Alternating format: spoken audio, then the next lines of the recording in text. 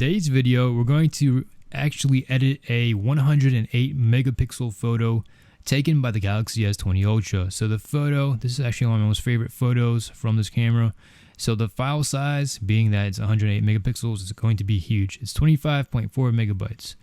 It's like big enough to, pretty much compare that to a small video clip. So if you guys are interested, here's the dimensions: 12,000 by 900, resolution of 72 by 72.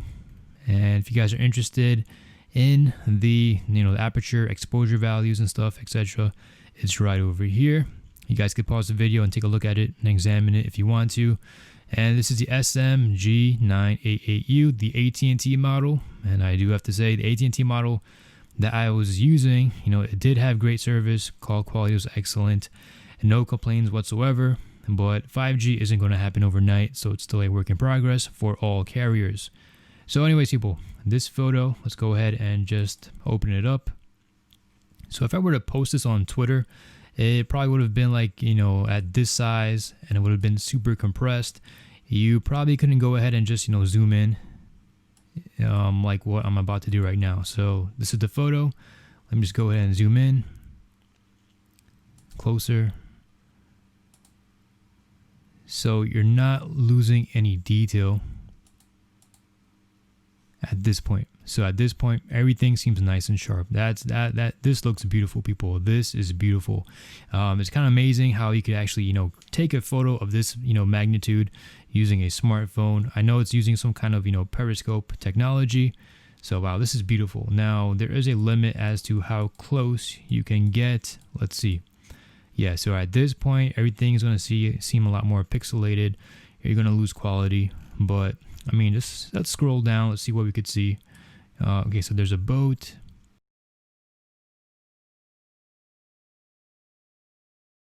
So this is overall pretty impressive. Let me just zoom back out. So hopefully this gives you guys an idea of what a 108 megapixel photo gives you when it comes in terms of cropping. So let's go ahead and open this up in Affinity Photo because we're about to do some editing. It's okay, cool. So here's the photo. And the first thing I like to do is these buildings over here, they seem a little bit on the dark side. So let me just go ahead and just bring up the shadows a little bit. I've been trying to practice on using curves rather than just the shadows and highlight options. So people, let's open up the curves and the shadows. It's going to be in the bottom over here. Let's just try and bring that up a little bit. Not too much because, yeah, that's too much. So I would say this is nice. This is too much, actually. Right over here is fine. And let me just play around with the middle over here and see what we get. It's not bad. And for the highlights, I think the highlights is fine. I don't think I need to mess around with that. The sky is fine. So let's close this. And now let's go ahead and play around with the colors. Let's see. So HSL. And the blues in the skies, I mean, this seems very, very natural. I know some people love to add some saturation. Some people hate saturation. If I were to turn down the luminosity a little bit, you lose some of the color, but you can make out the clouds a little bit more. Let me play around with the blues. Yeah, it's too much. Let me see. And if I were to change the blues, I mean, this is kind of like a Caribbean type, tropical theme. You're not going to find skies like this in New York City. New York City, if you guys, I mean, I've been here all my life. I would say dark gray skies or dark blue skies.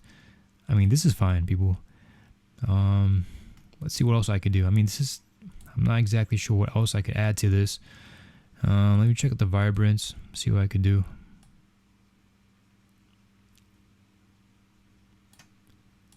Let me just zoom in a little bit. Man, this is such a beautiful shot. So, let's go down a little bit. Let's play around with the LUTs. See what we could get. Purple. Again, nothing crazy.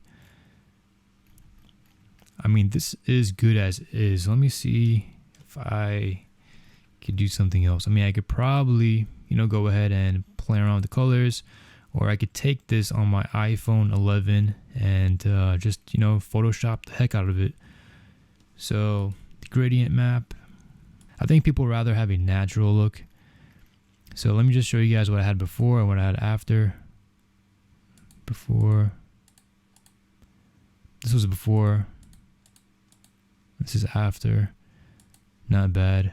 So this should be fine, people. I mean, I'm not exactly sure what I could possibly do to enhance this. If you guys aren't a big fan of the black and white, this is what it looks like. I mean, damn, this is gorgeous, people.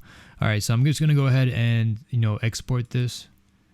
And once I export it, I'll post a link so you guys could view this file like as it is, as the original file.